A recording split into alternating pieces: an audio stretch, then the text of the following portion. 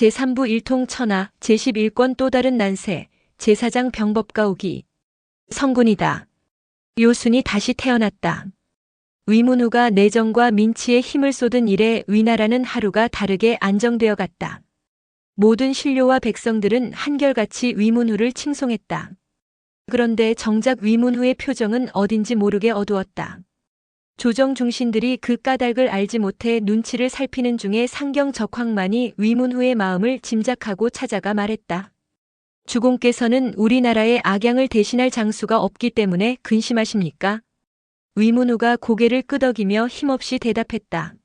과연 경의 눈은 속일 수가 없구려.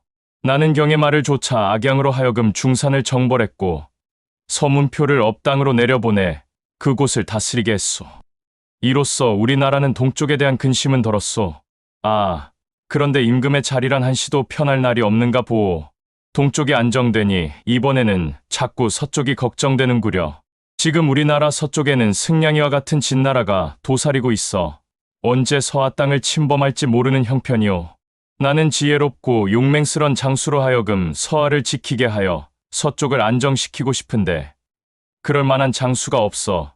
요즘은 누워도 잠이 오지 않고 밥상을 대해도 음식 맛을 알지 못할 지경이오. 적황은 한동안 생각에 잠기는가 싶더니 천천히 입을 열었다. 신이 한 사람 천거해도 괜찮겠습니까? 군대를 믿고 맡길 만한 인재가 우리나라에 있소. 있긴 있습니다만 우리 위나라 사람은 아닙니다. 우리나라 사람이 아닌데 어찌 함부로 군대를 맡길 수 있겠소. 주공이시여, 시대가 변하고 있습니다. 앞서가는 사람은 시대의 흐름을 잘 타야 합니다. 지금은 지난날처럼 인재들이 한 곳에 머물며 군주의 부름을 기다리지 않습니다. 자신을 알아주지 않고 자신의 능력을 발휘할 수 없는 나라에서는 있지 않으려고 합니다. 반대로 자신을 알아주고 자신의 능력을 발휘할 수 있는 곳이라면 천리길을 마다 않고 달려갑니다. 세상이 넓어지고 있는데 주공께서는 언제까지 이 작은 위나라 안에서만 인재를 구하려 하십니까? 적황의 말에 위문후는 적잖은 충격을 받은 듯 했다. 옳고 옳은 말씀이오. 내가 너무 고루한 사고에 젖어 있었던 듯 싶소. 그대가 천거하고 싶은 사람은 어느 나라의 누구요? 그는 위나라 사람으로 이름은 옥이라고 합니다. 그는 병법의 대가 손무에 버금가는 장수의 소질을 지닌 사람입니다. 오기, 과인도 그 이름을 들어본 적이 있소. 출세를 하기 위해 자기 아내를 죽였다는 바로 그 사람이 아니오. 그렇습니다. 적황의 대답에 위문후는 은근히 눈살을 찌푸렸다. 또 듣기로 재물과 여색을 좋아할 뿐 아니라 성품마저 잔인하다고 하는데 어찌 그런 자에게 우리나라 병권을 맡길 수 있겠소. 그러나 적황은 고개를 가로저었다. 주공께서는 잘못 생각하고 계십니다. 신은 다만 군대를 강성하게 하여 우리나라 영토를 굳건히 할 장수를 천거했을 뿐 덕 있고 어진 성인군자를 천거한 것은 아닙니다. 한 사람이 어찌 다방면에 두루 능력을 발휘할 수 있겠습니까? 9가지 결점이 있다 하더라도 한 가지 재능이 출중하다면 그것으로서 충분하지 않겠습니까? 그 성격과 행동까지 따질 건 없다고 사료됩니다. 재능지상주의였다. 과거에는 생각해 볼 수도 없는 일이었으나 시대는 급변하고 있었다.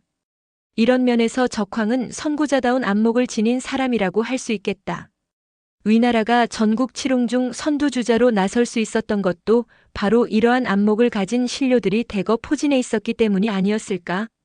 적황의 설득에 위문후는 마음을 바꿨다. 오기는 지금 어디 있소? 얼마 전까지 노나라에 있다가 지금은 우리나라로 건너와 신의 집에 머물고 있습니다. 만일 주공께서 오기를 부르시지 않으면 오기는 다른 나라로 가버릴지 모릅니다. 방금 전에도 아뢰었듯 지금은 그런 시대입니다. 속히 부르십시오. 경의 천거에 따르리다. 내일이라도 오기를 궁으로 들게 하시오. 내 시험 삼아 그와 얘기해 보겠소. 오기. 흔히 세상에서는 오자라고 부른다.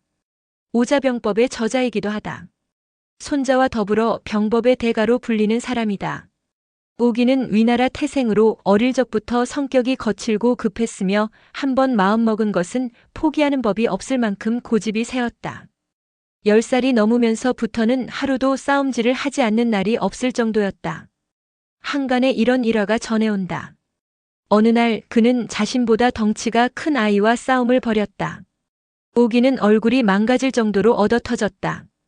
그러나 싸움은 그것으로 끝나지 않았다. 다음 날 오기는 그 아이의 집 앞에 가서 싸움을 걸었다. 또 호되게 맞았다. 그 다음 날 또 덩치 큰 아이 집 앞으로 가 진을 쳤다. 피투성이었다. 그러나 이렇게 여러 날을 쫓아다니며 싸운 끝에 덩치 큰 아이는 마침내 기가 질려 자신의 패배를 인정하고 오기 앞에 무릎을 꿇었다. 약관인 20살이 넘어서도 오기의 무례한 같은 행동은 수그러들지 않았다. 그의 집은 원래 부자였다. 그는 공부할 생각은 하지 않고 뇌물을 써서 벼슬 자리를 구하려고 여기저기 떠돌아다녔다. 그러나 뜻을 이루지 못하고 가산만 탕진했다. 하루는 마을 사람들이 그런 그를 조롱했다. 화를 이기지 못한 오기는 칼을 뽑아 마을 사람 30여 명을 모조리 베어 죽였다. 살인을 저지른 범죄자가 된 것이다. 오기는 재빨리 집으로 도망쳐 어머니에게 말했다. 저는 이제 위나라에서 살 수가 없습니다. 이곳을 도망쳐 타국으로 가겠습니다. 어머니가 놀라서 만류했다. 자수하여 속죄를 하여라. 아닙니다. 저는 집을 떠나겠습니다. 어머니가 장군 아들을 바라면 장군이 되어 돌아올 것이요. 재상 아들을 바라면 재상의 수레를 타고 돌아오겠습니다. 만일 그렇지 못하면 저는 2번 다시 어머니를 뵙지 않겠습니다. 그러고는 자신의 팔뚝을 물어뜯어 피를 입술에 바르고 맹세했다. 어머니는 옷소매를 붙잡았으나 오기는 뒤도 돌아보지 않고 집을 나와 위나라에서 도망쳤다. 위나라에서 도망친 오기는 노나라로 갔다. 학문을 익혀 출세를 하기 위해서였다. 당시 노나라는 공자의 영향을 받아 유학이 성행했다. 오기는 공자의 10대 제자 중 한 사람인 증삼의 문화로 들어갔다. 일설에는 증삼이 아니라 증삼의 아들인 증신의 학숙이었다고도 한다. 증삼, 증자 문화로 들어간 오기의 열의와 노력은 놀라웠다. 낮이나 밤이나 책을 읽고 연구했다. 재능 또한 비범하여 하루가 다르게 발전했다. 일취월장이로다. 스승인 증삼마저 감탄할 정도였다. 한 번은 제나라 대부 전거라는 사람이 노나라에 왔다가 증삼의 학숙을 방문했다. 하룻밤 묵는 사이 새벽녘까지 책을 읽는 오기의 모습을 보았다. 기특하게 생각한 전거는 오기를 불러 이런저런 얘기를 나누었다. 오기의 높은 식견과 해박한 지식은 끝이 없었다. 놀랍도다. 오기에게 반한 전거는 그 뒤로도 종종 그와 연락을 취하더니 마침내는 자신의 딸을 오기에게 시집 보냈다. 오기는 아내를 맞이한 후에도 변함없이 학문에 정진했다. 스승 증삼은 공자의 영향을 받아 효를 무척 중시했다. 그는 오기에게 늙은 어머니가 계시다는 걸 알고 있었다. 어느 날 오기에게 물었다. 내가 이곳에 온 지 6년이란 세월이 흘렀다. 그런데 너는 어찌하여 한 번도 어머니를 뵈러 고국에 다녀오질 않는 것이냐? 너는 어머니가 걱정이 되지도 않느냐? 오기가 대답했다. 저는 집을 떠나올 때 일국의 재상이 되지 않으면 결코 집으로 돌아가지 않겠다고 어머니에게 맹세한 바 있습니다. 증삼은 정색을 했다. 다른 사람에게 그런 맹세를 했다면 칭찬할 수 있는 일이지만 아들로서 어머니에게 그런 맹세를 했다는 것은 크게 잘못된 일이다. 지금이라도 한번 다녀오너라. 아닙니다. 저는 가지 않겠습니다. 이때부터 증삼은 오기를 좋아하지 않았다. 이런 일이 있은 지 몇 달 후였다. 위나라에서 오기의 어머니가 죽었다는 소식이 날아들었다. 오기는 슬펐다. 당장이라도 집으로 달려가 어머니의 상을 치르고 싶었다. 하지만 그러면 나는 맹세를 저버리는 것이다. 재상에 오를 때까지는 돌아가지 않으리라. 그는 방문을 닫고 크게 통곡한 후 이내 다시 책을 읽기 시작했다. 이 소식을 스승인 증삼이 들었다. 그는 오기를 괘씸히 여기고 불러 꾸짖었다. 어머니가 돌아가셨는데도 가지 않는 것은 근본을 잊은 처사다. 모름지기 물도 근원이 없으면 마르고 나무도 뿌리가 없으면 시드는 법이다. 사람으로서 근본을 무시한다면 어찌 일생을 무사히 마칠 수 있으리요. 나는 너 같은 사람을 제자로 둘 수 없다. 너는 다시 나를 보지 마라. 이를테면 파문 선고였다. 그런데 증삼의 오기 파문에 대해서는 다른 시각에서도 생각해 볼 수 있다. 어쩌면 오기는 증삼의 학숙에서 유학보다는 병학을 더 열심히 공부한 것이 아니었을까? 그것이 무례한 출신인 오기의 적성에는 더 맞았으리라. 이렇게 상상해보자. 어느 날 밤 늦게까지 오기가 책을 읽고 있었다. 그런데 느닷없이 스승 증삼이 오기의 방을 찾았다. 읽고 읽는 책이 육아와는 상극인 병가의 서적임을 보고 몹시 못마땅했다. 증삼은 오기를 야단쳤으나 오기는 병학에 대한 자신의 이론을 펼쳤다.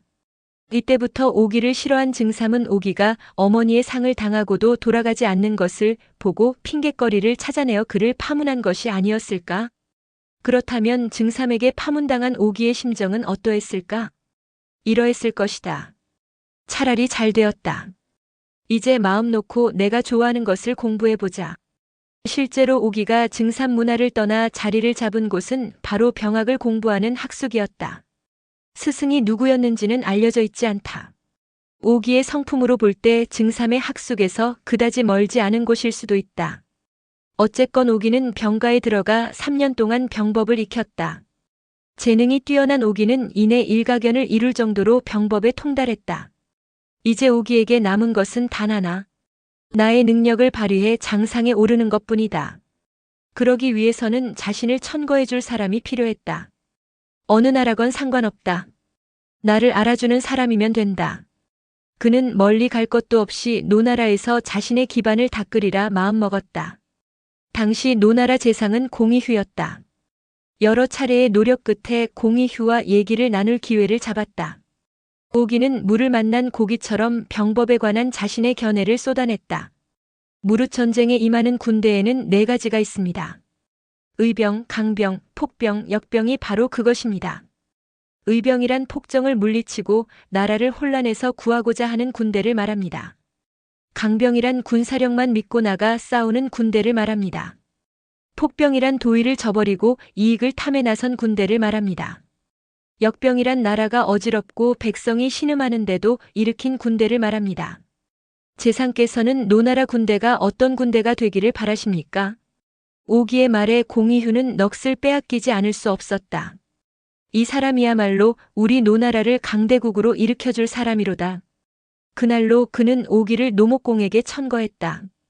그때부터 오기는 노나라 대부가 되어 군사훈련을 담당했다. 그 무렵 노군은 허약하기 짝이 없었다. 사기도 떨어졌고 군령도 전달되지 않았다. 오기는 매일 훈련장으로 나가 군사들을 훈련시켰다. 그럴 즈음 이웃 나라인 제나라 재상 전하가 노나라를 침공했다. 전하는 원래 진시로서 그의 조부대에 전시로 개명했다. 이 무렵 제나라는 전시 일족에 의해 모든 국정이 이루어지고 있었다. 제강공은 허수아비일 뿐 전하가 제나라 군주나 마찬가지였다. 그는 조한위가 진나라에서 떨어져 나가 어엿한 제후국으로 독립한 것을 보고 자신도 내심 딴 마음을 품었다. 나도 언젠가는 제나라 군위에 오르리라. 그런데 이웃 나라인 노나라는 노골적으로 제강공을 후원하고 있었다. 노나라부터 치지 않으면 내 뜻을 이루지 못하겠다. 이렇게 생각한 전하가 군사를 일으켜 노나라 국경을 침범한 것이었다. 제나라 군사들의 출병 소식을 들은 재상 공의휴는 황급히 노목공을 찾아가 아뢰었다. 제나라 군사를 물리칠 수 있는 사람은 오직 오기뿐입니다. 그를 대장에 임명하십시오. 그런데 노목공의 표정이 이상했다. 종래 대답을 하지 않는 것이었다. 그러는 동안에 제나라 군사는 국경을 돌파하여 노나라의 여러 고을을 점령했다. 재상 공의휴가 다시 노목공을 찾아가 채근했다. 지난번에 신이 오기를 대장으로 천거했는데 주공께서는 어찌하여 그에게 군사를 맡기지 않으시는 겁니까? 그제야 노목공이 대답했다. 나도 오기가 비범한 사람이라는 것을 아오. 하지만 그의 아내가 제나라 전씨의 딸이라고 하더이다. 우리는 지금 전씨의 공격을 받고 있는데 그 사위인 오기가 어찌 전씨 군대와 힘껏 싸우려? 내가 오기를 대장으로 삼는 데 주저하는 까닭은 바로 이 때문이오. 일리 있는 말이었다. 공의휴는 아무 대답도 못하고 궁을 나왔다. 조문 밖에 오기가 와서 기다리고 있었다. 제군이 이미 우리나라에 깊숙이 들어왔는데 주공께선 장수를 구하셨는지요? 만일 구하지 않았다면 자랑은 아닙니다만 제가 능히 제군을 무찔러 보이겠습니다. 재상께선 저를 대장에 천거해 주십시오. 공의휴는 대답하기가 곤란했다. 주저주저 하다가 결국 말했다. 실은 내가 여러 차례 그대를 대장에 천거했소. 그런데 주공께서는 그대가 제나라 전씨의 사위인 것을 알고 좀처럼 결정을 내리지 못하시는구려. 오기의 표정이 달라졌다. 잠시 생각에 잠기더니 공의휴에게 말했다. 주공이 나를 의심하신다면 그 의심을 풀어드리기는 쉽습니다. 그러고는 집으로 돌아가 아내 전씨를 불러 물었다. 당신은 왜 사람들이 아내를 소중히 여기는가를 아시오? 아내 전씨가 대답한다. 그야 가정을 이루고 남편을 보필하는 것이 아내이기 때문이지요. 만일 내가 높은 지위에 올라 만석의 국록을 받고 적군과 싸워 큰 공을 세울 기회가 생긴다면 당신은 나를 돕겠소? 아니면 돕지 않겠소? 당연히 도와드려야지요. 그럼 당신에게 한 가지 부탁이 있소. 부인은 내가 입신양명할 수 있도록 도와주시오. 제가 어떻게 하면 당신의 입신양명을 도와줄 수 있겠습니까? 간단하오. 지금 제나라 군사가 우리 노나라를 치고 있소. 주공은 나를 대장으로 삼으려 하나 내가 전시 사위인 것을 알고 군대를 맡기려 하지 않소. 이럴 때 내가 당신의 머리를 들고 가면 주공은 반드시 내게 대장의 직을 맡길 것이오. 이것이 내가 입신양명할 수 있는 절호의 기회가 아니고 무엇이오? 전씨가 아연실색하여 입을 벌리는 순간이었다. 오기의 손이 번개같이 움직이며 칼을 뽑아 아내의 목을 쳤다. 짤막한 비명과 함께 방 안에 피가 튀며 전씨의 목이 방바닥에 떨어졌다. 육아의 이단아랄까? 아주 흉악한 행동이었다. 오기는 아내의 목을 주워 비단에 싼 후 그 길로 공의휴를 찾아갔다. 자, 이제 이것이면 주공께서도 주저할 까닭이 없으시겠지요. 공의휴는 한편으론 놀라기도 하고 다른 한편으로는 감탄했다. 곧 오기를 데리고 궁으로 들어가 노목공을 아련했다. 오기가 아내의 목을 내보이며 노목공에게 말했다. 신은 오로지 나라를 위해 싸우려는 마음뿐입니다. 그런데 주공께선 신의 아내가 전씨라 하여 의심하시고 계십니다. 신이 신의 마음을 보이고자 이렇게 아내의 목을 끊어왔습니다.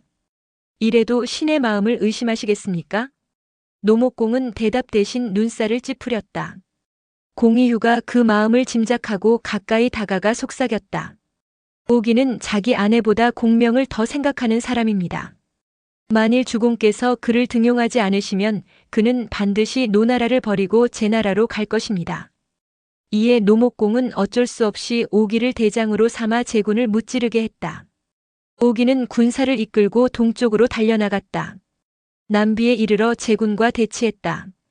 이때 제군 대장은 전하의 일족인 전기였다. 그는 오기가 노나라 대장에 임명되었다는 소식을 듣고 크게 웃었다. 오기라면 싸움질을 좋아하는 무례한이요 계집을 좋아하는 호색한이 아닌가. 그런 그가 어찌 군사를 통솔할 수 있으리요. 우하하. 노나라는 망하기 위해 오기를 장군으로 삼았구나. 오기는 노군이 약세인 것을 알았다. 그래서 영체의 보루를 높이 세우고 지키기만 했다. 제군 대장 전기는 매일 나와 싸움을 걸었으나 오기는 일체 응하지 않았다. 싸움은 지지부진해졌고 전기는 내심 초조감에 사로잡혔다. 그런 중에 재상 전하로부터 연락이 왔다. 싸움을 오래 끄는 것은 우리에게 유리하지 않다. 이 정도면 우리의 목적을 달성했으니 적당히 화평하고 귀국하라. 전기는 잘 되었다 싶어 부하 장수 장축을 불러 명했다. 노군에게로 가서 화평을 청해보라. 아울러 우리가 회군할 때 뒤를 안심할 수 있을 것인지 아닌지를 염탐해오라. 장축은 몇몇 부하만을 거느리고 노군 영체로 갔다.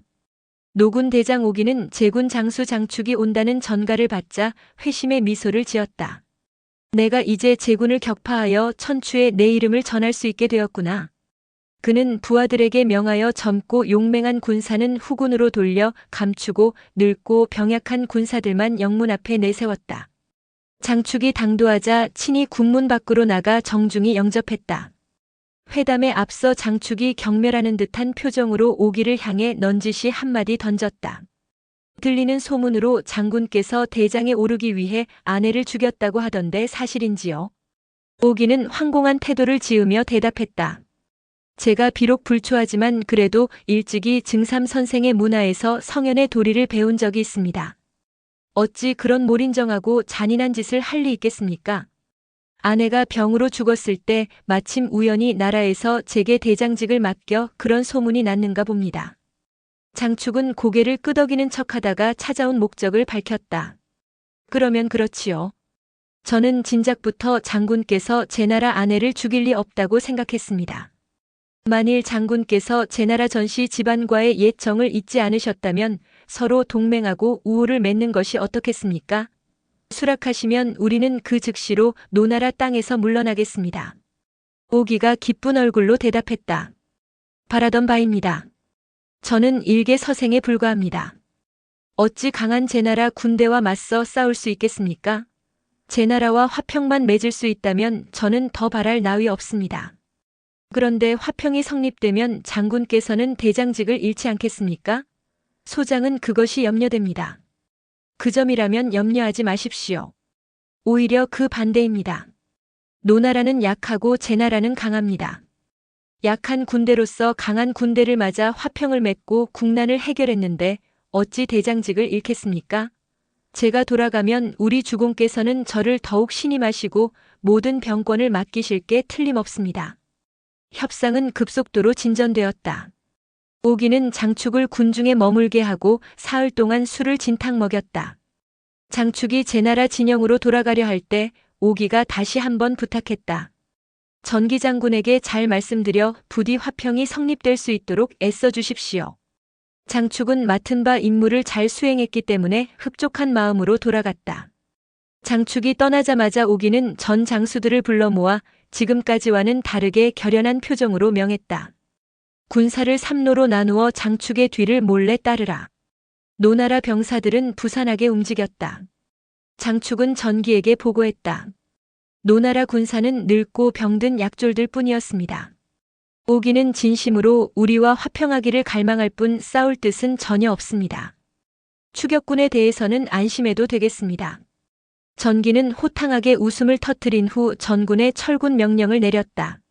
제나라 군사들이 기쁜 마음으로 회군할 준비를 할 때였다.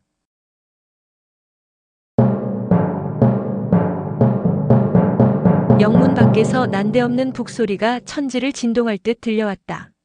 모두들 놀라 바라보니 이게 웬일인가.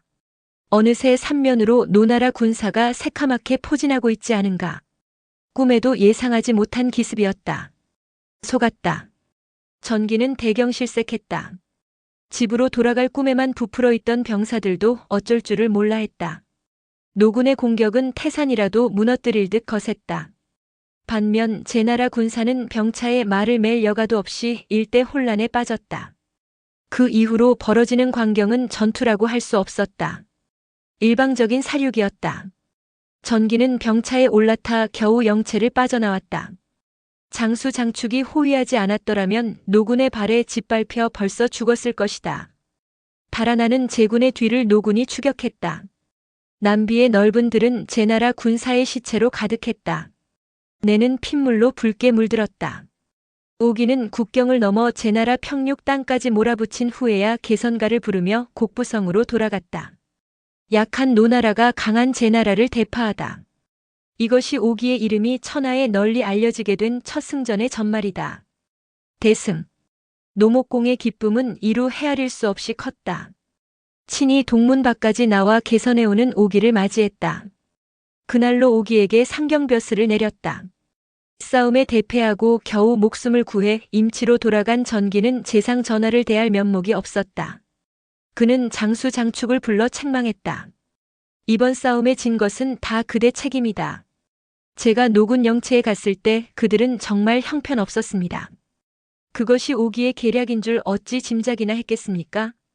두 사람으로부터 패배의 원인을 들은 재상 전하는 길게 탄식했다. 오기는 손무나 사마양저의 손색이 없는 장수로다. 오기가 노나라에 있는 한 우리 제나라는 마음을 놓을 수 없다. 이를 어찌하면 좋단 말인가? 오기에게 속아 패전에까지 이른 장축은 약이 올랐다. 자리에서 일어나 전하에게 말했다. 오기만 없어지면 노나라는 아무것도 두려워할 것이 없습니다. 듣자 하니 오기는 재물을 좋아한다고 합니다. 제가 비밀리 잠입하여 오기를 노나라에서 떠나도록 하겠습니다. 좋다. 그대는 무엇이 필요한가? 미녀 2명과 황금 1,000리를 내려주십시오. 장축은 장사꾼으로 변장했다.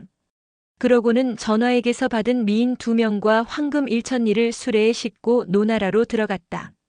한밤중에 오기의 집을 찾아간 그는 2 미인과 황금을 바치며 정중하게 말했다. 우리나라 재상께서 장군에게 드리는 선물입니다. 앞으로 친밀하게 지내자는 뜻이니 거절하지 말고 받아주십시오. 오기는 전하가 제나라 공시를 차지하려는 마음이 있다는 것을 알고 있었다. 그러기 위해서는 이웃나라의 협조가 필요하다. 그에 대한 포석으로 노나라 장군인 자기에게 잘 보이기 위해 밀사를 파견한 것으로 판단했다. 오기는 기분이 좋았다. 감사하오. 나는 앞으로 제나라 일에 관여하지 않겠으니 안심하라 전하시오. 다음 날이었다. 장축은 곡부성을 떠나면서 시장 거리로 들어가 닥치는 대로 떠들어대었다. 오기는 제나라 재상으로부터 뇌물을 받았다. 어떤 일이 있어도 제나라와는 싸우지 않겠다고 맹세했다. 제나라라면 노나라의 주적이었다. 노나라 사람들은 이 말을 듣고 한결같이 격분하며 오기를 비방했다. 노나라 대부들의 대부분은 유가 출신이었다. 그들은 아내를 죽이면서까지 장군에 오른 오기를 매우 미워했다. 더욱이 그는 유가를 버리고 떠난 배신자가 아닌가. 탄핵이 일기 시작했다. 오기 같은 자가 있다는 것은 우리 노나라의 수치입니다. 제나라와 내통한 자를 대장직에 머물게 할 수는 없습니다. 오기는 위나라에서 살인을 저지르고 도망쳐온 죄인입니다. 위나라는 우리 노나라와 형제국인데 그 나라의 죄인을 우리가 중용하는 것은 형제국을 배신하는 행위나 마찬가지입니다. 연이은 탄핵에 노목공은 공의휴를 불렀다. 내 본시 오기가 측량할 수 없는 자라는 것을 알고 있었소. 공공연히 제나라의 뇌물을 받는 자를 어찌 그냥 둘 수 있으리오. 경은 그를 어떻게 처리하는 것이 좋겠소. 공의휴는 오기를 천거한 사람이었다. 그의 재능이 얼마나 뛰어난가를 잘 알고 있었다. 만일 오기가 제나라로 가면 우리 노나라는 위험해진다. 이렇게 생각한 그는 노목공에게 말했다. 글을 쓰지 않을 요량이시라면 차라리 죽여 없애는 것이 좋을 것입니다. 그러나 오기는 병법의 대가였다. 첩자의 중요성을 잘 알고 있었다. 그는 환관을 매수해 틈틈이 궁중의 일을 염탐하고 있었다. 그날로 노목공과 공의휴 사이에 오고 간 대화 내용은 오기에게 전달되었다. 나를 죽인다고? 오기는 두렵기도 하고 분노하기도 했다. 한편으로는 서글픈 마음도 들었다. 일단 노나라에서 도망치는 것이 상책이다. 공연히 앉아 죽음을 맞이할 수는 없다. 그날 밤 오기는 재물을 챙겨 수레에 싣고 곡부성을 떠났다. 그러나 마땅히 갈 곳이 없었다. 어디로 갈 것인가? 제나라가 머릿속에 떠올랐으나 이내 고개를 저었다. 제나라는 조만간 큰 변란이 일어날 것이다. 어찌 그런 나라에서 나의 능력을 발휘할 수 있을 것인가? 문득 위나라 군주 위문우가 능력 있는 인재를 아낀다는 말을 들은 것이 생각났다. 그렇다. 위나라로 가자. 오기는 드디어 위나라에 당도했다. 그러나 그는 곧바로 도성인 안읍으로 들어가지 않았다. 6개월여에 걸쳐 위나라 곳곳을 돌아다니며 위나라 실정을 살폈다. 적황이라. 위문후에게 여러 인재를 천거하여 큰 공을 세우게 한 인물이 상경 적황임도 알아냈다. 마침내 그는 안읍으로 들어가 적황의 집을 불쑥 찾아갔다. 저는 오기라고 합니다. 저를 쓰시면 위나라는 강성해질 것이요. 저를 쓰시지 않으면 후회하게 될 것입니다. 그는 이렇게 자신을 추천했다. 이때 오기의 나이 30세. 60대의 노대신 적황은 당돌하리만큼 패기 넘치는 오기가 마음에 들었다. 물론 그의 과거 행적에 대해서도 잘 알고 있었다. 그러나 철저한 능력 지상주의자인 적황으로서는 그런 따위의 과거는 하등 관계가 없었다. 이런 면에서 오기는 사람을 정확하게 찾아온 셈이었다. 좋네. 잠시 내 집에 머물며 기다려보게. 그러고는 때마침 악양을 대신할 장숙감 때문에 고심하고 있는 위문후를 찾아가 오기를 천거한 것이었다. 적황은 다음날 오기를 데리고 궁으로 들어갔다. 위문후는 오기를 쓸 것인가 아닌가를 아직 결정하지 않고 있었다. 오기의 능력을 시험해 본 후 판단할 작정이었다. 손자병법과 더불어 오늘날까지 널리 읽혀오는 오자병법은 바로 이날의 위문후와 오기의 대면 장면부터 시작하고 있다. 오기가 유생 차림으로 병법을 진언하고자 위문후를 배알하였다. 위문후가 말했다. 나는 전쟁에 관한 일은 별로 좋아하지 않소. 그러자 오기가 대답했다. 저는 겉으로 드러난 것을 보고 속에 숨겨진 것을 짐작할 수 있으며 과거의 일을 돌아보고 미래를 통찰하는 능력을 지니고 있습니다. 주공께서는 어찌 속마음과 다른 말씀을 하십니까? 풀어보면 이러하다. 오기는 일반인의 의상과는 다른 육아의 옷차림을 하고 위문후를 배알했다. 물론 그가 이러한 데에는 나름대로 계산이 있었기 때문이었다. 위문후는 공자의 제자인 자하의 문화생이다. 그 신하들 또한 대부분이 자하로부터 경서와 예를 배웠다. 오기 자신은 어떠한가? 나 또한 공자의 제자인 증삼의 문화생입니다. 그러므로 주공과 나는 동문인 셈입니다. 학연을 앞세워 자신에 대한 친밀감을 느끼게 하려는 오기다운 처세였던 것이다. 그러나 위문후로서는 오기의 능력을 시험해보는 자리였다. 유학보다는 병학을 논하기 위해 오기를 만나는 것이 아닌가. 거두절미하고 병학에 관한 물음을 던졌다. 그런데 위문후의 물음은 다소 음흉했다. 나는 전쟁에 대해 관심이 없다. 나는 그대와 아무 할 말이 없다. 차라리 유학에 대해서라면 얘기할 바가 많다. 육아에서 파문당한 오기에 대한 일종의 비아냥거림이기도 했다. 하지만 오기는 이미 위나라 실정을 익히 살핀 바 있었다. 각 고을마다 병장기를 제작하고 군사훈련에 전념인 것을 알고 있었다. 그래서 그 역시 단도직입적으로 대답했다. 거짓말하지 마십시오. 제 눈은 속일 수 없습니다. 저는 이미 주공께서 군사부문에 많은 관심을 가지고 있음을 잘 알고 있습니다. 이렇게 응대한 후 오기는 그 증거를 나열하기 시작했다. 지금 주공께서는 사시사철 짐승의 가죽을 벗겨 옷칠하고 채색하고 문양을 그려넣고 있습니다. 이것이 갑옷을 만드는 행위가 아니고 무엇입니까? 또 주공께서는 2장 4척의 장창과 1장 2척의 단창을 만들게 하였으며 수레에 가죽을 더 씌우고 있습니다. 이것이 병장기와 병차를 제작하는 행위가 아니고 무엇이겠습니까? 오기의 이러한 지적에 위문후는 깜짝 놀라지 않을 수 없었다. 그대는 그것을 어찌 알았는가? 아까도 말씀드렸듯이 신은 겉을 보고 속을 알 수 있습니다. 백성들은 씩씩하고 거리는 활기에 차 있습니다. 이는 곧 그들이 군사와 관련된 일에 종사하고 있음을 말해주는 것이라 할 수 있습니다. 하지만 한 가지 더 말씀드린다면 아무리 병장기가 뛰어나다 하더라도 그것을 다루는 군사가 약하면 그 병장기는 아무 쓸모가 없게 됩니다. 또한 군사가 강하다 하더라도 그 군사를 지휘할 장수가 없으면 그 군대는 백전백패일 것이 뻔합니다. 그러므로 과거를 돌이켜볼 때 영명한 군주는 덕과 아울러 군대를 함께 길러왔던 것입니다. 주공께서는 위나라를 부국 강병한 나라로 만들고 싶지 않으십니까? 위문후는 어느새 오기의 말에 빨려들고 있었다. 어떻게 하면 나라를 부국강병의 길로 이끌 수 있겠소? 과거는 미래의 거울입니다. 옛날 부국 강병을 이룬 군주들은 먼저 반드시 백성을 교화시키고 만민과 친화를 이루는데 역점을 두었습니다. 이는 인화가 부국 강병의 근본이기 때문입니다.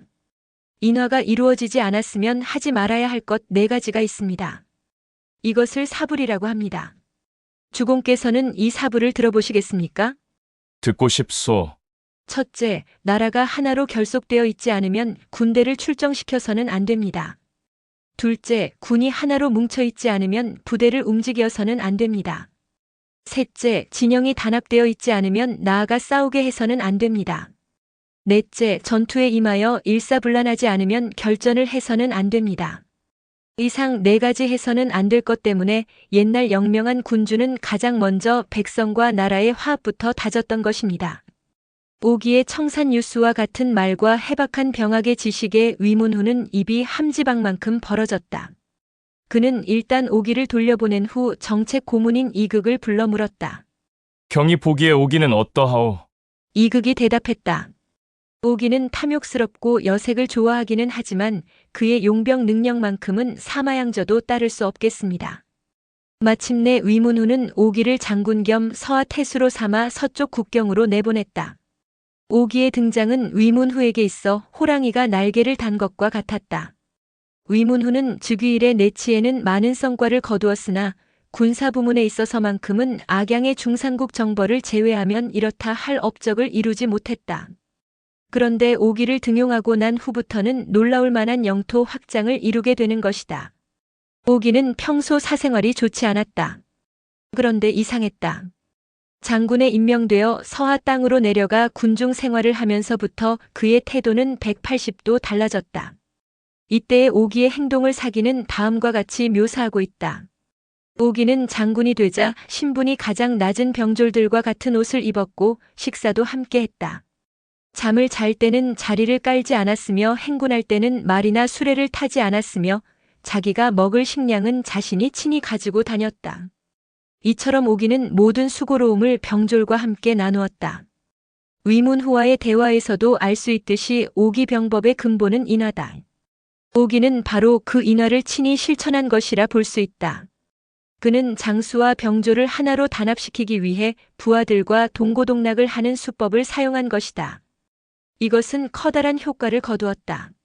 서하는 오늘날의 섬서성 땅을 흐르는 황하 서쪽 편에 있는 군사 요충지였다. 용맹하기로 소문난 진나라와 바로 인접한 곳으로서 위나라는 진나라와 늘 싸움을 벌였다. 야금야금 영토를 빼앗기고 있었다. 그런데 오기가 서하 태수로 내려오면서부터는 상황이 달라졌다.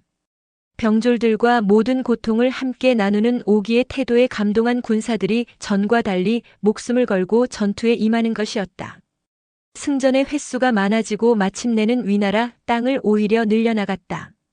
이렇게 오기는 10여 년을 서하에 머무르면서 진나라의 동진을 철저히 막았다. 한 번은 이런 일이 있었다.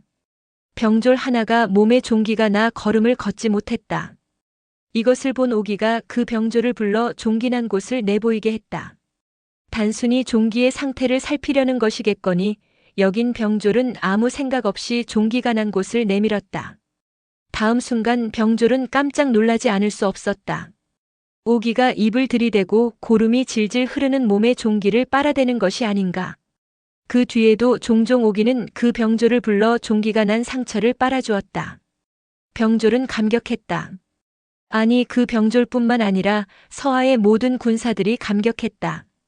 아, 오기 장군은 진실로 우리를 아끼신다. 군대의 사기는 올라갔고 훈련과 전투에 임하는 군사들의 행동은 더욱 날렵해지고 강해졌다. 오기가 병졸의 종기를 빨아 낫게 했다는 소식이 그 병졸의 어머니의 귀에도 들어갔다. 그러자 그 어머니는 벼랑간 대성통곡했다. 옆에 있던 사람들이 영문을 알 수 없어 물었다. 당신의 아들은 일개 병졸인데도 장군이 친히 독창을 빨아주셨소. 감사를 드려도 모자랄 판에 어찌하여 통곡하는 것이오. 그 어머니가 흐느끼며 대답했다. 모르는 소리 하지 마오. 수년 전 내 남편이 오기 장군의 수하에 있었는데 독창이 나서 오기 장군이 그 상처를 빨아준 적이 있었소. 이에 내 남편은 감격하여 은공을 갚기 위해 전쟁터에 나가 싸울 때 물러날 줄을 몰랐소. 전쟁은 이겼지만 그 때문에 내 남편은 적에게 죽임을 당했소. 그런데 지금 또 오기 장군이 내 아들의 종기를 빨아주었다니 내 아들 또한 죽을 날이 멀지 않았소. 남편을 잃고 이제 자식까지 잃게 되었는데 어찌 통곡하지 않을 수 있으리요. 이런 군대가 패배할 리 없었다. 오기는 서하에 머물면서 총 76회의 전투를 벌였다. 그중 64회를 이기고 나머지는 승패를 내지 못했다. 이로 인해 중원 진출에 야심을 품고 있던 진나라는 한 발자국도 동쪽으로 나오지 못하고 새장에 갇힌 새처럼 울분만 토해댔다. 위문후가 오기를 장군으로 등용하여 위나라를 군사 강국으로 키워나가고 있을 그 무렵 같은 삼진 출신이자 이웃나라인 한나라에서 세상 사람들의 마음을 뭉클하게 하는 사건 하나가 벌어졌다. 이른바 섭정의 사건이다. 이 사건은 천하대세와는 아무 상관이 없으나 전국시대 사람들의 한 단면을 보여주는 것이기에 여기 그 전말을 기술해본다. 이때 한나라 재상은 협루라는 사람이었다. 전국책에는 한괴라는 이름으로 등장한다. 그 외의 모든 사서들은 협루라는 이름을 쓰고 있으므로 여기서도 협루로 쓰겠다. 협루는 한경우의 동생으로 한경우와 사이가 좋지 않았다. 그래서 그는 궁에서 쫓겨나 위나라에서 살았다. 그는 비록 왕족이었으나 몹시 가난했다. 그때 엄수라는 사람이 그를 도와주었다. 엄수는 어질고 덕이 있는 사람이라 세상 사람들은 그를 존중하는 의미에서 대개 엄중자라고 불렀다. 중은 엄수의 자다. 엄수는 부자였다. 평소 재능은 잇되 가난하여 뜻을 펴지 못하는 사람들을 많이 도와주었다. 협누도 그 수혜를 받은 사람 중에 하나였다. 협누는 엄수의 도움을 받아 생활하며 그와 지극한 우정을 쌓아갔다. 그 후 한경우가 죽고 그의 아들 한여루가 즉위했다. 임금의 숙부가 된 협누는 엄수에게서 천금을 얻어 한나라로 돌아가 조카인 한여루에게 많은 뇌물을 바쳤다. 한여루는 그런 협누를 재상에 임명했다. 이 소식을 들은 엄수는 한나라에서 벼슬을 얻기 위해 복양을 떠나 상부가 대문을 두드려 협누를 찾았다. 그런데 그 사이 협누는 사람이 변해 있었다. 문지기로부터 엄수라는 사람이 찾아왔다는 말을 듣고 차갑게 말했다. 엄수라고. 처음 들어보는 이름이다. 내쫓아라. 그럴 리 없다고 생각한 엄수는 다음 날도 그 다음 날도 상부를 찾아갔다. 그러나 여전히 상부의 대문 앞에서 쫓겨났다. 이렇게 한 달이 지나는 사이 엄수는 오기가 일었다. 협누가 아니면 벼슬을 얻지 못하랴. 그는 다른 대신들과 접촉하여 뇌물을 바치고 벼슬 자리를 구하려고 했다. 일이 잘 되어 한여루가 엄수에게 관직을 내려주려 할 때였다. 그 소식을 들은 협누가 재빨리 한여루에게로 가 말했다. 엄수는 무능하고 간교한 자입니다. 그런 자를 쓰면 조정이 크게 어지러워집니다. 이에 한여루는 엄수에게 벼슬 내리는 일을 취소했다. 이 내막을 알게 된 엄수는 도저히 화를 참을 수가 없었다. 이를 갈며 저주했다. 내가 이놈을 그냥 두지 않으리라. 엄수는 협누에게 원한을 품고 한나라를 떠났다. 자신을 대신하여 협누를 죽여줄 용사를 구하기 위해서였다. 여기저기 떠돌아다니던 엄수는 마침내 제나라에까지 이르렀다. 임치성으로 들어가 시장 거리를 걷는 중에 도살장 앞을 지나게 되었다. 한 광경이 그의 눈길을 잡아 끌었다.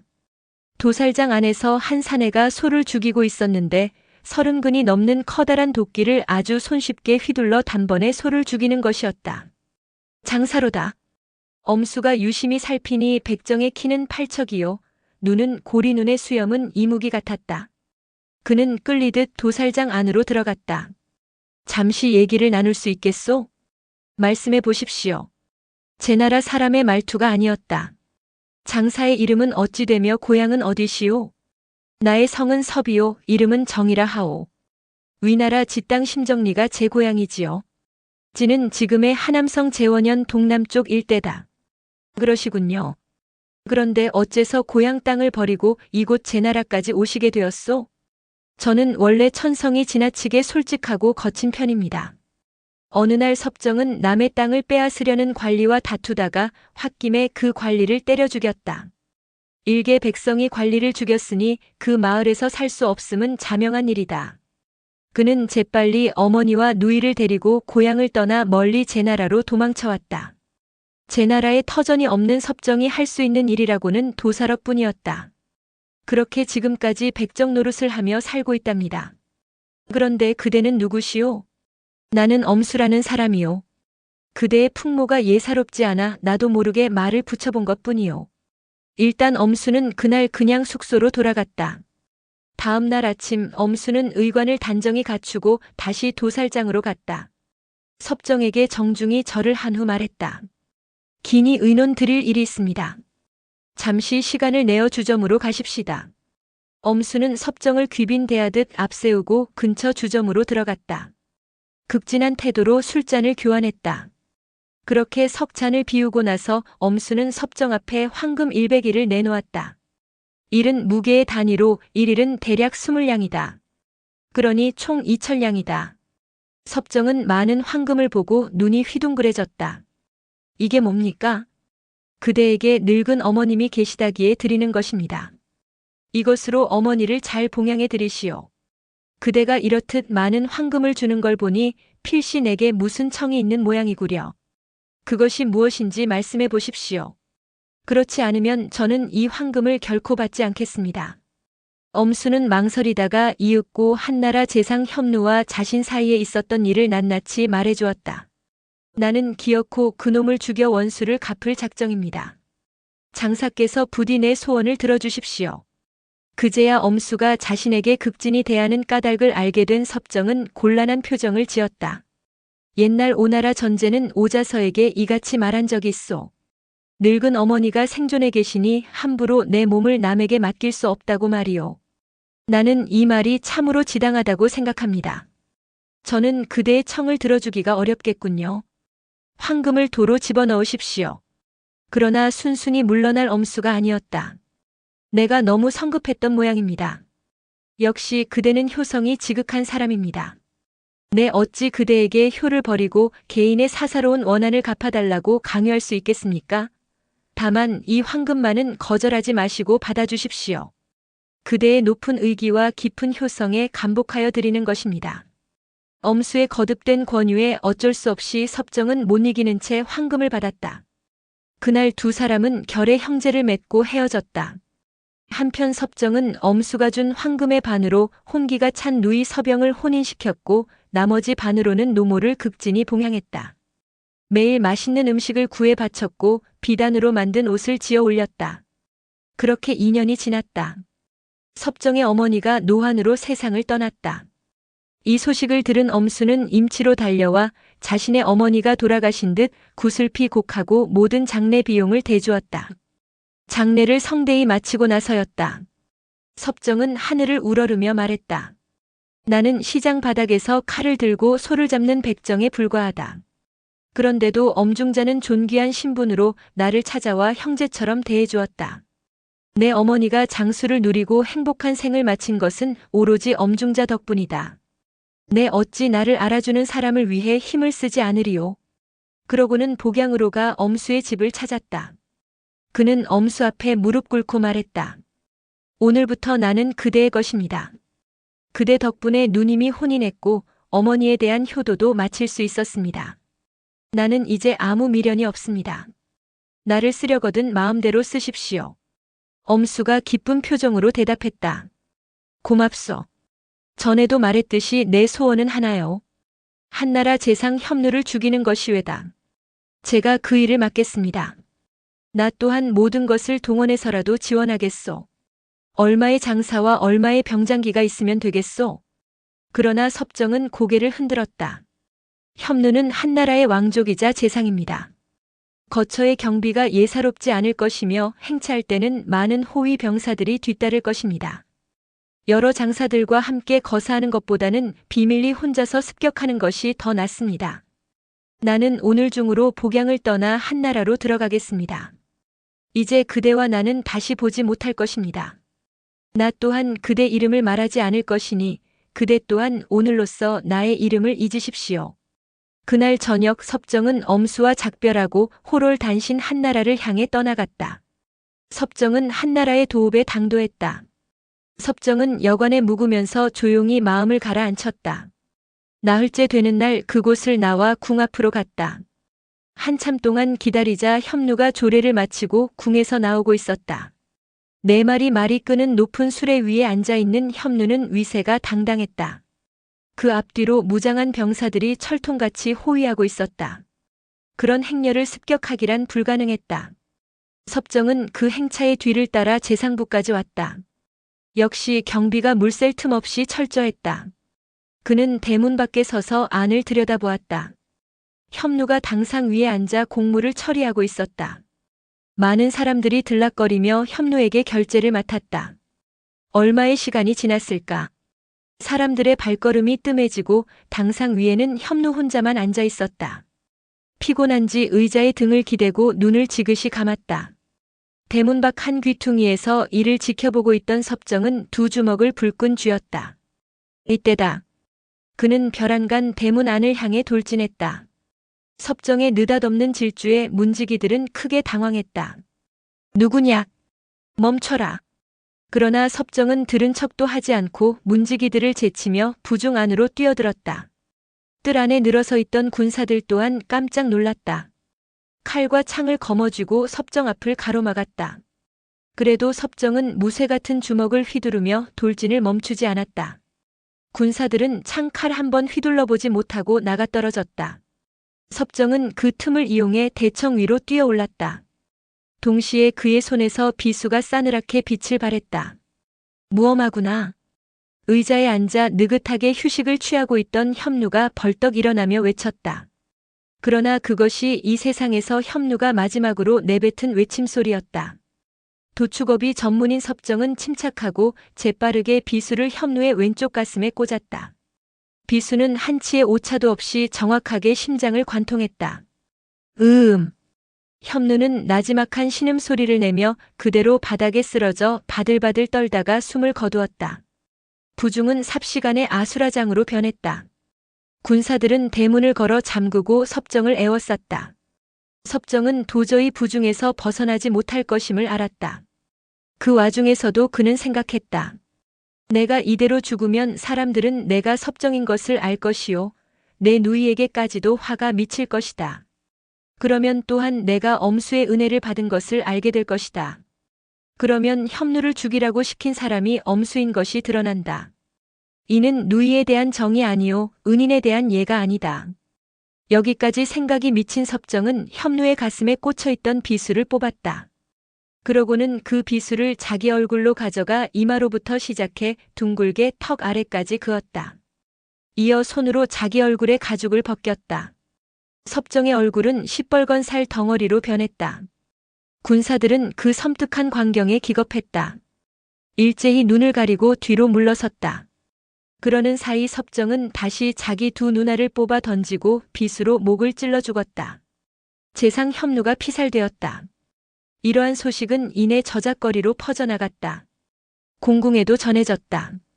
한여루는 자리를 차고 일어나며 물었다. 누가 무엇 때문에 협누를 살해했느냐? 소식을 알리러 온 자가 대답한다. 자객은 스스로 얼굴 가죽을 벗기고 두 누나를 뽑아버렸기 때문에 도저히 신분을 알아볼 수가 없었습니다. 조속한 시일 내에 조사하여 아뢰어 올리겠습니다. 그날로 섭정의 시체는 시정에 내걸렸다. 그 옆에 다음과 같은 팻말이 붙어 있었다. 이자의 신원과 경력을 아는 자에게는 천금의 상을 내리리라. 열흘이 지났다. 그동안 많은 사람들이 시체를 보고 게시문을 읽어보았지만 아무도 그가 섭정인 것을 아는 사람은 없었다. 보름이 지나도 마찬가지였다. 한편 섭정의 누이 서병은 혼이 나여 고향인 위나라지 땅에서 살고 있었다. 어느 날 그녀는 거리로 나갔다가 이웃 한나라 재상 협누가 살해되었다는 소문을 들었다. 그 범인의 신원을 알 수 없어 그것을 알리는 자에게는 천금의 현상금을 주겠다는 말도 들었다. 서병은 대뜸 직감했다. 그는 틀림없이 내 동생 섭정일 것이다. 그날로 서병은 집을 떠나 한나라로 향했다. 시정 거리에 들어서자 과연 한 시체가 있었고 그 옆에 게시문이 붙어 있었다. 그녀는 첫눈에 그 시신이 자신의 동생인 것을 알아보았다. 쓰러지듯 시체 위에 엎드려 대성통곡했다. 그것을 본 행인들이 놀라서 서병에게 물었다. 그대는 이 사람을 아는가? 서병이 흐느끼며 대답했다. 이 사람은 내 동생 섭정이요. 행인들이 다시 물었다. 이 사람은 우리나라 재상을 죽인 범인이라 신원을 아는 사람에게는 천금의 상을 내린다고 하였소. 그대는 이 사실을 알고 달려온 것인가? 이에 서병이 앙연히 대답했다. 내 어찌 그것을 알지 못했겠소. 그러나 내가 이곳에 달려온 것은 천금의 상을 타기 위해서가 아니라 의기 높은 내 동생의 이름을 세상에 널리 알리기 위해서요. 사람들이여 들으시라. 내 동생 섭정은 위나라 지땅 심정리 사람이요. 내 동생은 이 나라 재상 협누가 불의한 사람이라 그를 죽인 것이요. 동생은 혹 화가 이 누이에게 미칠까 염려하여 얼굴을 못 알아보게 하여 이름마저 숨겼던 것이요. 이제 그대들은 아시겠소? 그때 시체를 담당한 관리가 달려와 서병을 문초했다. 이 시체가 그대의 동생이라면 무슨 까닭으로 재상을 죽였는가도 그대는 알고 있을 것이다. 그대 동생에게 재상을 죽이라고 시킨 사람이 누구인가? 배후 인물을 말하면 주공께 아뢰어 그대에게 큰 상을 내리되 그렇지 않으면 죽음을 내리리라. 서병이 웃으며 대답했다. 가소롭소. 내가 죽는 것을 두려워했다면 이곳에 오지도 않았을 것이오. 내 동생은 목숨을 던져 한나라 재상을 죽이고 은인에 대한 보답을 하였소. 내 동생의 이름이 밝혀지지 않으면 후세에 그 이름을 전할 수가 없으므로 나는 이곳으로 달려온 것이오. 하지만 내가 이제 와서 동생이 재상을 죽인 까닭을 밝힌다면 이는 죽은 동생의 의기와 뜻을 저버림이오. 내 어찌 죽음이 두려워 장한 이름을 사라지게 할 수 있을 것인가? 말을 마친 서병은 자리에서 벌떡 일어나더니 옆에 있던 정자의 기둥에 머리를 찍고 죽었다. 관리는 한열후에게로 가 사실대로 보고했다. 한열후는 숙연한 마음이 되어 찬탄에 마지 않았다. 참으로 의기를 아는 남매로다. 두 시체를 양지 바른 곳에다 잘 묻어주어라. 후일 섭정의 배후 인물이 엄수인 것을 알게 된 세상 사람들은 더욱더 감탄을 금치 못했다. 섭정도 대단하지만 그 누이 역시 장한 여인이다. 엄중자는 사람 보는 안목이 있어 이 같은 의사를 얻을 수 있었구나. 자객 예양의 출현에 이어 40여 년 만에 일어난 이 섭정의 사건 또한 한대의 사가 사마천의 마음을 강하게 끌었다. 그는 사기의 자객 열전을 쓰면서 섭정을 네 번째로 기술했다. BC 387년이면 조안위 삼진이 정식으로 제후로 인정받은 지 16년째 되는 해이다. 이해 전국시대 초기를 주도해 나갔던 위문후가 세상을 떠났다. 총 재위 기간은 38년. 중산을 다스리던 세자격이 귀환하여 군위에 올랐다. 그가 위무후다. 같은 해에 조나라에서는 조무후가 죽고 세자장이 즉위했다. 그가 조경후다. 이듬해 조경후는 도읍을 진양에서 한단으로 옮겼다. 보다 중원 세력을 넓히기 위한 의도에서였다. 이 무렵에서 가장 전국시대다운 냉혹한 사건 하나가 동방의 대국 제나라에서 벌어졌다. 제나라 재상 전하가 국권을 전행하던 중 아예 임금을 내쫓고 자신이 직접 임금에 오른 것이었다. 이때 전하에게 쫓겨나 바닷가로 추방당한 제나라 임금은 제강공. 제위 19년에 일어난 일이니 BC 387년이다. 제강공은 그 후 7년을 지내다가 바닷가에서 쓸쓸히 죽는다. 이 사건은 전국시대를 통틀어 가장 충격적인 사건이라 해도 과언이 아니다. 그 전에 조한 위나라가 진나라에서 떨어져 나와 독립국을 이루었지만 진나라 공실을 완전히 멸망시킨 것은 아니었다. 그런데 전하는 아예 자신이 제나라 공실의 주인이 되었다. 찬탈을 한 것이다.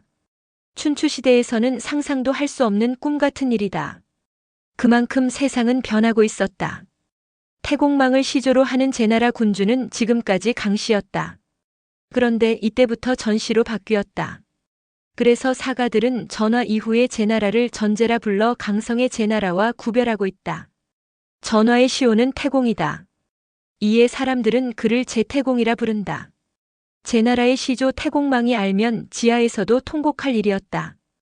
위무후가 즉위한 이후에도 오기는 서하 태수를 지내며 여전히 국방에 전념하고 있었다. 한 번은 위무후가 각 고을을 순행하던 중 서하 땅에 이르렀다. 위무후는 오기를 대동하고 배에 올라타서 국경 일대를 시찰하였다. 물결은 샜고 산은 험했다. 위무후는 주변 산세를 둘러보다가 흡족한 듯 중얼거렸다. 서하야말로 천연 요새로다. 이처럼 험한 산하야말로 위나라의 보배가 아니겠는가. 그냥 지나칠 수도 있는 말이었다. 그러나 오기는 위나라의 부국 강병을 지형 덕분으로 여기는 위무후의 말이 못마땅했다. 그는 정색을 하고 위무후에게 아뢰었다. 험한 산하가 어찌 나라의 보배가 될 수 있겠습니까? 오늘날 위나라가 천하 열국과 어깨를 나란히 할 수 있게 된 것은 오로지 선군 위문후의 덕행 덕분입니다. 나라를 다스리고 지킴에 있어 가장 중요한 것은 군주의 덕행일 뿐 산하의 험준함은 그 다음입니다. 만일 주공께서 덕을 닦지 않으시면 이 배 안에 있는 사람이 모두 적이 될 것입니다. 오기의 간언에 위무후는 얼굴을 붉히며 대답했다. 옳은 말씀이오. 내 생각이 짧았소. 말은 이렇게 했으나 그의 안색은 좋지 않았다. 오기의 말 속에 자신의 공을 내세우는 냄새가 짙게 풍겨났기 때문이었다. 특히 마지막 말이 위무후의 가슴을 비수처럼 찔러댔다. 주공께서 덕을 닦지 않으시면 이 배 안에 있는 사람이 모두 적이 될 것입니다. 덕이 없으면 언제든지 반란을 일으키겠다는 뜻이 아닌가. 젊고 패기에 찬 위무후는 흥이 깨져 도읍으로 돌아왔다. 그 무렵 재상인 위성이 죽었다. 위무후는 후임 재상의 노대신인 전문을 임명했다. 전문은 위문후 때부터의 대신으로 여시춘추에는 상문으로 표기되어 있다. 그런데 이것이 오기로서는 납득이 되지 않았다. 당연히 신임 재상은 나라의 공이 큰 자신이 되어야 한다고 생각했던 것이다. 이때 오기는 자주 도읍에 올라와 지내고 있었다. 그는 불쾌함을 이기지 못하고 신임 재상 전문을 찾아가 따지듯 말했다. 그대와 나의 공로를 비교해 보고자 하는데 그대 생각은 어떠하오? 전문은 오기의 마음을 짐작하고 공손히 대답했다. 좋은 일이오. 오기가 본격적으로 묻기 시작했다. 삼군의 대장이 되어 병졸들과 함께 북을 치며 나라를 지킨 공을 돌아보면 그대와 나 중 누가 낫소? 내가 어찌 그대의 공을 따를 수 있으리요? 그럼 백관을 다스리고 만 백성을 따르게 하여 국고를 충실히 한 점에서는 그대와 나 중 누가 낫소? 그 또한 내가 그대를 따를 수 없소. 진나라 군사들이 감히 동쪽을 넘보지 못하게 하고 한나라와 조나라를 복종케 한 점에서는 그대와 나 중 누가 공이 많소? 전문이 또 대답했다. 나는 그대의 공에 미치지 못하오. 이에 오기가 두 눈을 부라리며 물었다. 그대는 이 세 가지가 나보다 다 못하면서 어찌 나를 제쳐두고 재상에 오를 수 있단 말이오? 전문은 여전히 공손한 어조로 대답했다. 내가 재상에 오른 것은 진실로 부끄러운 일이오. 지금 주공께선 나이가 어리고 경험이 없으시오. 때문에 늘 나라 일을 염려하고 백성들과 친하지 못할까 걱정하며 대신들이 자기를 따르지 않을까 불안해하시오. 이러한 때 필요한 것은 주공의 마음을 안정시켜주는 일이오. 이 점에 있어서 그대가 적합하겠소? 아니면 내가 적합하겠소? 다분히 위무후의 서하 순행 때 오기가 배 안에서 협박성 짙은 말을 겨냥한 말이었다. 오기가 어찌 그 말뜻을 모르랴. 그는 한동안 생각에 잠겼다가 입을 열었다.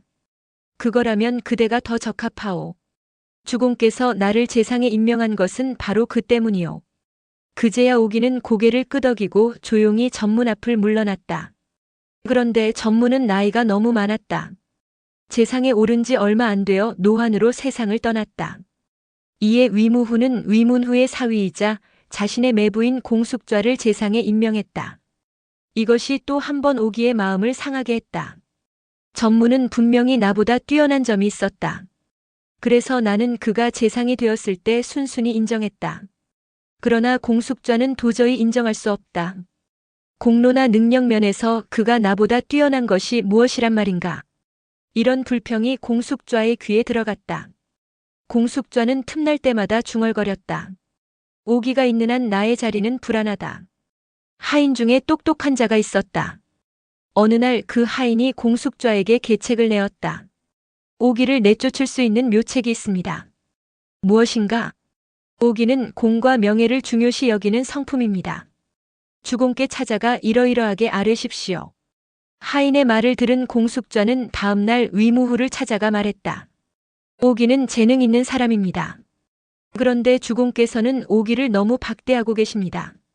그가 우리나라를 버리고 다른 나라로 갈까 염려됩니다. 위무후가 물었다. 오기는 성군 때부터의 장군인데 그럴 리가 있소. 사람 마음은 모르는 일입니다. 그렇다면 주공께서는 시험 삼아 오기에게 공녀를 아내로 주겠다고 말씀해 보십시오. 만일 오기가 위나라에 머무를 생각이 있다면 공녀를 받을 것이요. 머무를 마음이 없으면 틀림없이 사양할 것입니다. 그것으로 오기의 마음을 판단할 수 있습니다. 좋은 방법이로다. 이렇게 함정을 파놓은 공숙좌는 그날 저녁에 오기를 자신의 집에 초대하였다. 오기가 공숙좌와 어울려 술을 마시고 있는데 공숙좌의 아내가 나와 거들먹거리며 남편을 마구 천대하였다. 눈꼴이 시어 못 볼 지경이었다. 그런데도 공숙좌는 쩔쩔매며 아내의 비위를 맞추는 것이었다. 오기는 속으로 생각했다. 공실 여자는 아내로 삼을 것이 못 되는구나. 그런데 다음날 위무후가 오기를 불러 뜻밖의 말을 하였다. 과인에게 아직 시집가지 않은 누이가 있는데 장군과 짝을 맺게 해주고 싶소. 장군은 이를 어찌 생각하오? 오기는 속으로 어리둥절하는 가운데서도 전날 목격한 공숙좌의 아내 모습이 생생히 떠올랐다. 그는 정중히 고개를 저었다. 신이 어찌 공녀를 아내로 맞아들일 수 있겠습니까? 주공의 마음은 감사하나 사양하겠습니다. 이때부터 위무후는 오기를 의심하기 시작했다. 지난날 서하에서 자신의 공을 내세울 때부터 이자는 이미 딴 마음을 품고 있었구나. 이런 자에게 어찌 요직을 맡길 수 있으리요. 이에 그는 적당한 핑계를 대어 오기의 서하 태수 인수를 거두어들이고 그것으로도 불안하여 아예 장군 자리에서 물러나게 하였다. 오기는 지나치다 싶을 정도로 총명하고 눈치가 빠른 사람이었다. 대번에 위무후가 자기를 의심하고 경계한다는 것을 알아챘다. 내 신변이 위험하다. 마침내 그는 위나라에서 마음이 완전히 떠났다. 어느 날 밤 어둠을 이용해 초나라로 달아났다. 그러나 어찌 알았으리요. 이 모든 게 공숙좌의 하인이 세운 계책에 의한 것일 줄이야. 당대 최고의 병법가인 오기가 일개 하인에 의해 모든 지위를 잃고 망명객이 된 것은 참 아이러니한 일이다. 이 무렵 남방 대국 초나라는 춘추시대의 강성함에는 크게 미치지 못하고 있었다. 남으로는 오나라를 멸망시킨 월나라의 견제를 받았고 북으로는 진 한나라의 눈치를 봐야 하는 실정이었다. 초나라가 이렇듯 약소국으로 전락할 위기에 처하게 된 까닭은 왕족과 공신의 후손들이 지나치게 많은 땅을 차지하고 있었기 때문이었다. 세입이 부족한 왕실로서는 자연 큰 힘을 쓸 수가 없었던 것이다. 이 당시 초나라의 왕은 초도왕이었다. 초도왕은 그 전부터 오기의 능력과 명성에 대해 익히 들어 알고 있었다. 그는 오기가 자기 나라로 망명해오자 크게 기뻐했다. 그의 능력을 이용하여 왕실의 권한을 높이고 초나라의 옛 영화를 되찾으리라는 야심을 품었다. 처음 초도왕은 오기를 객경으로 대우했다. 그러다가 마침내 영윤으로 삼아 나라의 모든 살림살이를 맡겼다. 영윤이라면 재상을 말함이다. 오기는 감개무량했다. 마침내 재상에 올랐다. 고향을 도망쳐 나올 때 소매를 붙드는 어머니에게 그는 이렇게 맹세한 바 있었다. 재상의 수레를 타지 않고서는 결코 집으로 돌아오지 않겠습니다. 그 꿈을 이룬 것이다. 하지만 어머니는 돌아가셨다. 재상의 수레를 타고 찾아갈 집이 없어진 것이다. 내가 묻힐 곳은 초나라다. 그는 이렇게 자신의 감격을 정리했다. 영윤에 오른 오기는 초도왕의 뜻에 부합하여 초나라를 중원 최고의 강대국으로 끌어올리리라 결심했다. 그렇게 할 자신감도 있었다. 개혁만이 초나라를 강하게 하는 길이다. 그날부터 오기는 개혁안을 입안하기 시작했다. 초도왕에게 수시로 개혁 정책의 필요성을 설명했다. 강한 군대를 기르기 위해서는 먼저 재물부터 쌓아두어야 합니다. 재물을 쌓기 위해서는 왕실의 땅이 많아야 합니다. 그런데 지금 초나라 땅은 어떠합니까? 왕족과 공신의 후예랍시고 그들이 좋은 땅을 모두 차지하고 있으며 나라를 위해서는 아무 일도 하지 않고 있습니다. 반면 군대의 가장 중추인 군사들은 헐벗고 굶주리고 있습니다. 이런 군사들이 나라를 위해 어찌 목숨을 바치겠습니까? 우선 조정의 관리를 대폭 정리하고 모든 귀족의 땅을 몰수하여 왕실의 재정을 튼튼히 해야 합니다. 그렇지 않고서는 초나라는 이 난세에서 살아남을 수 없습니다. 초도왕은 오기가 입안한 개혁 정책을 조정에 내놓았다. 그때부터 초나라 조정은 시끄러웠다. 수구 세력들이 일제히 반대 기치를 들고 일어선 것이다. 만고에 이런 법은 없습니다. 공신의 땅을 빼앗으면 누가 나라를 위해 공을 세우려 들겠습니까? 오기의 정책은 현실을 무시한 이론일 뿐입니다. 그러나 초도왕은 그들의 거센 반대를 물리치고 개혁 정치를 단행했다. 오기가 입안한 정책의 주요 내용은 다음과 같다. 반드시 필요한 관직 외에는 모두 폐쇄한다. 기존의 불필요한 관리 역시 지위 고하를 막론하고 다 면직시킨다. 비록 대신에 자제라 할지라도 권세를 등에 업고 국록을 먹는 자는 발각 즉시 엄벌에 처한다. 왕족이건 공신의 자제건 5대 자손 이하는 각기 자기 힘으로 벌어먹어야 하며 일반 백성들과 똑같이 취급해야 한다. 다만 5대 자손까지는 촌수에 따라 적당히 대우한다. 새 법령이 실시되자 수백만 석의 국록이 왕실과 조정의 세입으로 들어왔다. 국고는 언제나 곡식과 비단과 황금으로 가득 찼다. 이어 오기는 전국에 방을 붙여 씩씩하고 용맹한 자들을 군사로 뽑아 훈련시키기 시작했다. 장수와 군사들의 급료를 몇 배씩 올려주었다. 무기와 병차와 전선도 무수히 제작했다. 모든 군사는 신명이 나서 다투듯 열심히 복무했다. 1년이 안 돼 초나라는 막강한 정예군을 보유하게 되었다. 마침내 오기는 군사를 일으켜 남쪽으로는 월나라를 평정하고 북쪽으로는 진과 채나라의 잔류 세력을 완전히 흡수합병하였다. 또한 한나라와 위나라의 침공 또한 격퇴시켰다. 이로써 초나라는 완전히 춘추시대의 옛 영화를 되찾았다.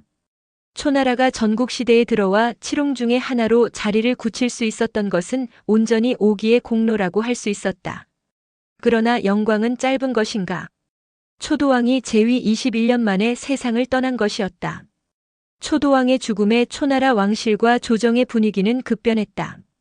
초도왕 시절 국록과 땅을 몰수당했던 귀족과 대신과 그 자손들이 일제히 들고 일어난 것이었다. 이를테면 훈구파의 반란이었다. 초도왕의 시체를 염하기도 전의 일이었다. 물론 훈구파가 노리는 제거 대상은 영윤옥이었다. 초도왕의 죽음 소식을 듣고 궁으로 들어갔던 오기는 국상에 관한 일을 의논하던 중 훈구파의 반란 소식을 접했다. 근위군을 소집하여 대항하려고 했으나 사전에 치밀하게 계획된 반란군을 소탕하기에는 역부족이었다. 한 차례 궁중 전투를 벌인 끝에 패한 오기는 몸을 돌려 궁중 침실로 도망쳤다. 왕궁은 반란군에 의해 점령당했다. 대세 판단에 능한 오기는 자기가 살아나지 못할 것임을 알았다. 그는 순간적으로 한 가지 결심을 했다. 나는 오늘 죽는다. 그러나 그냥 죽을 수는 없다. 반드시 나를 죽인 자들에 대해 복수하겠다. 오기는 침실 안으로 들어가자 침상에 누워있는 초도왕의 시체를 끌어안았다. 반란군은 천하를 호령한 바 있는 오기의 위용에 눌려 침실 밖에서 활을 쏘았다. 수십 개의 화살이 침상 위로 쏟아졌다. 화살들은 초도왕의 시체와 그 위에 엎드려 있는 오기의 몸에 가서 꽂혔다. 오기는 온몸이 피투성이가 된 채 마지막 힘을 다해 소리쳤다.